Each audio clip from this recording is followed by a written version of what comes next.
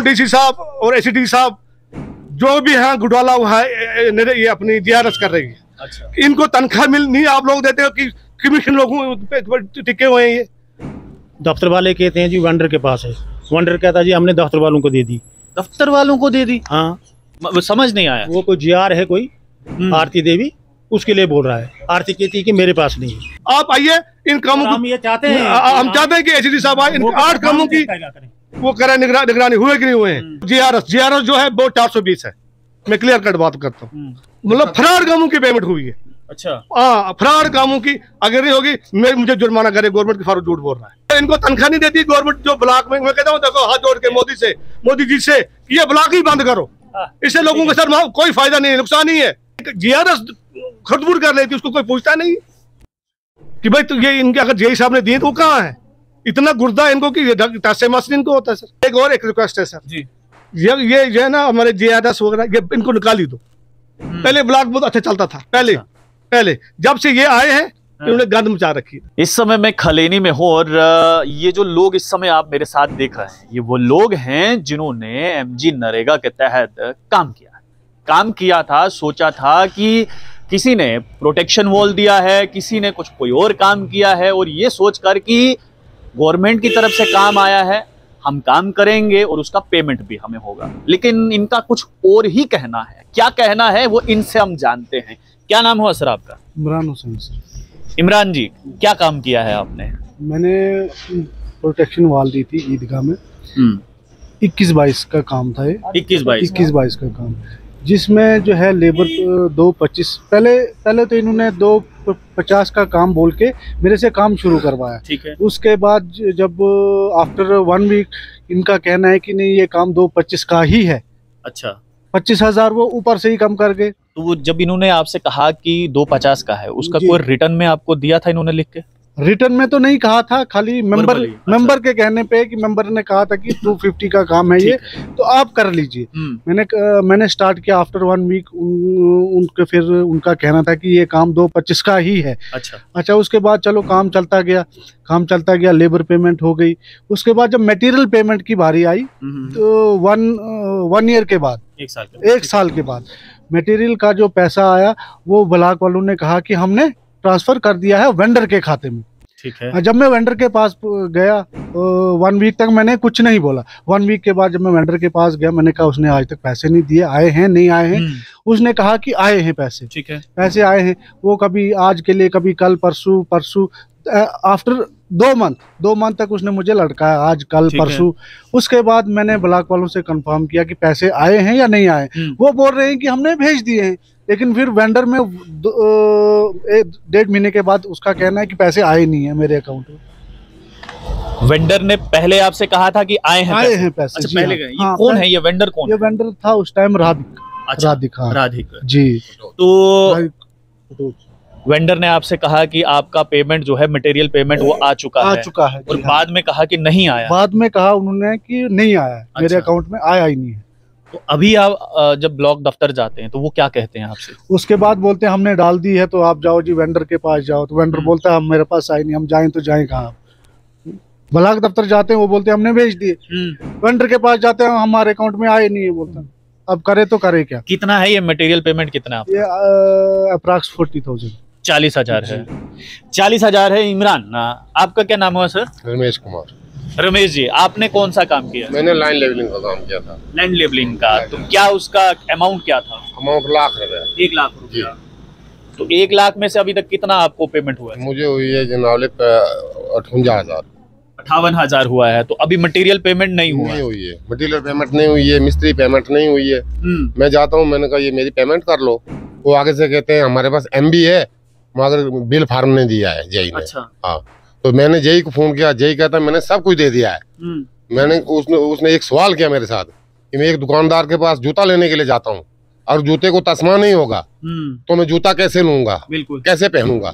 अगर बोले मैंने पूरा उनको फार्मूला नहीं दिया है तो कैसे बोलते हैं कि MB हमारे पास है तो बिल फार्म क्यों नहीं है। ये कौन से साल में आपने काम किया? मैंने ये किया था 20-21 का काम है। 20-21 का काम किया था। आपका कितना पेमेंट बाकी है? मेरा पेमेंट कोई 37,000 रुपया है। तो ये 37,000, ये कौन आपसे कह रहा है कि हमारे पास बिल फॉर्म नहीं है? वो GRS और कौन है जीआरएस? ये आरती और क्या कहते हैं दूसरा सेक्रेटरी। सेक्रेटरी कौन है? सेक्रेटरी वो क्या नाम उसका संदीप। संदीप। हाँ, वो कहता मेरे साथ आपको कोई ताल्लुकात शलुकात कोई कुछ नहीं है, आप जाओ जीआरएस के पास पूछो, मेरा ये काम ही नहीं है।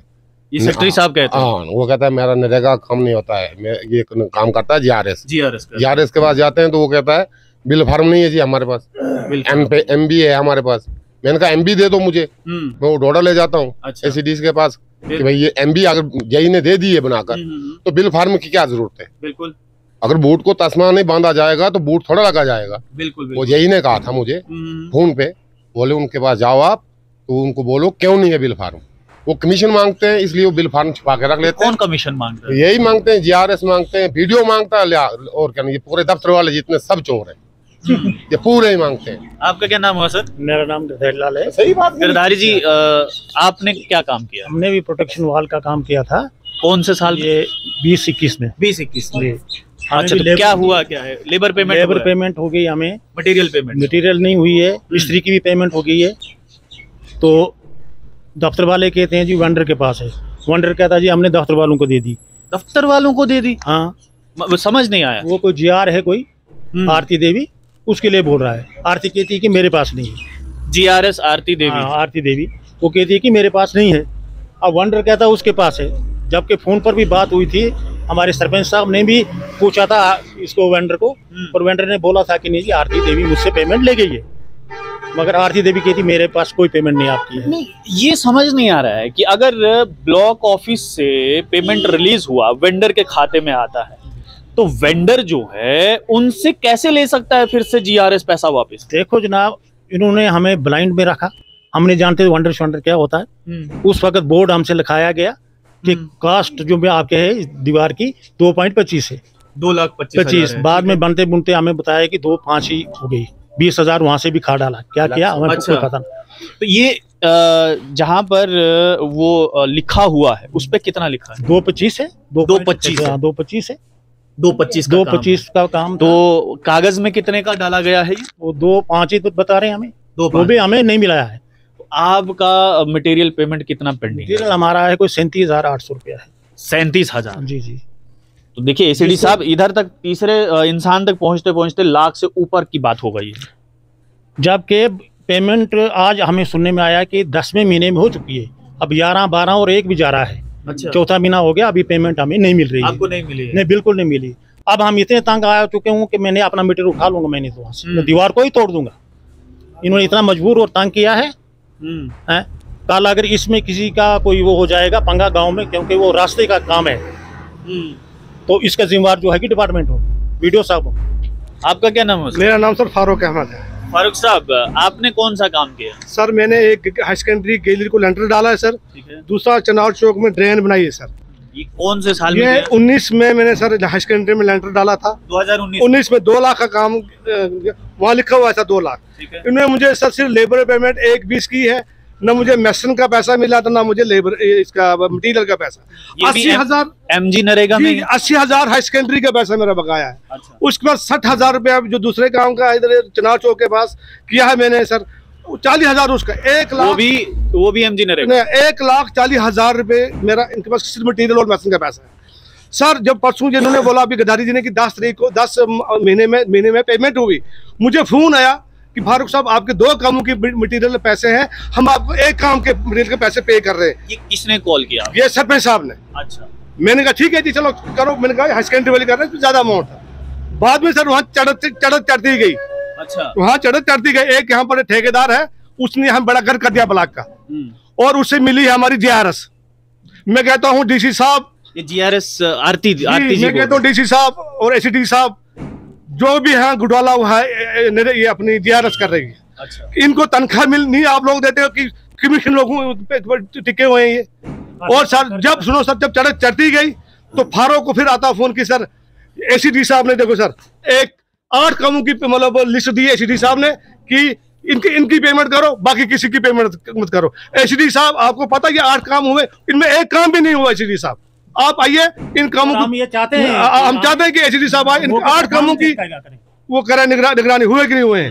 हमें जनाब दरबदार हमें कोई पैसा। फारूक साहब, पहले आप कह रहे हैं कि सरपंच साहब ने आपको फोन किया कि आपके एक काम की पेमेंट हो रही है जो स्कूल का, जिसमें आपने कहा कि 80,000 आपका पेंडिंग था, तो फिर क्या हुआ? वो 80,000 तो आ जाना चाहिए था। वो इसलिए कि जनाब एक ही ठेकेदार के 8 कामों की पेमेंट करता है सरपंच साहब और सेक्रेटरी साहब और जीआरएस जो है वो 420 है।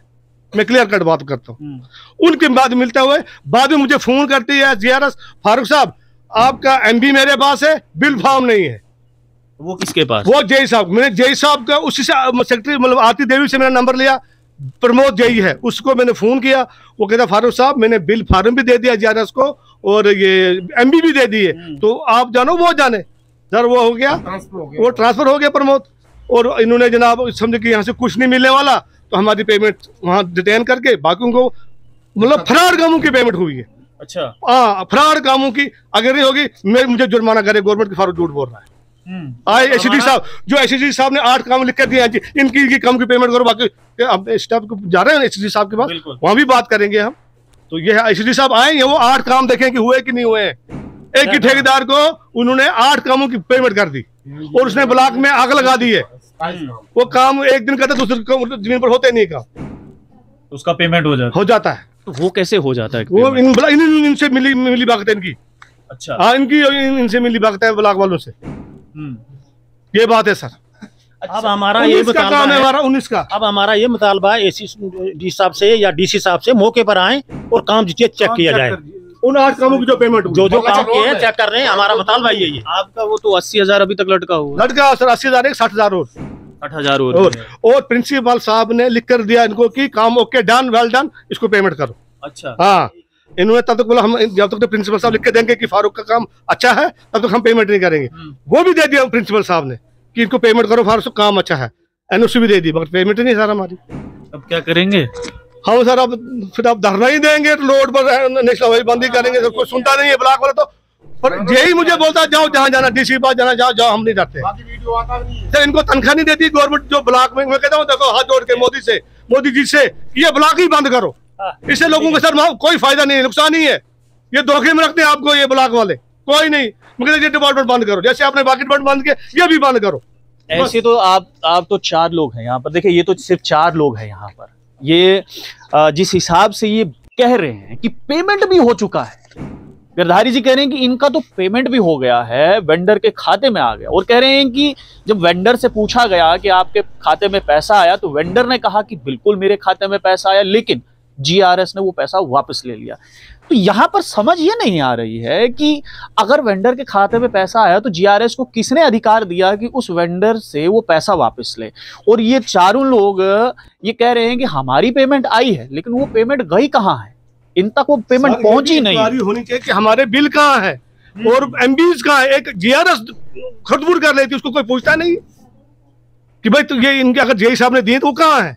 इतना गुर्दा इनको कि टसे मसलिन को होता है सर।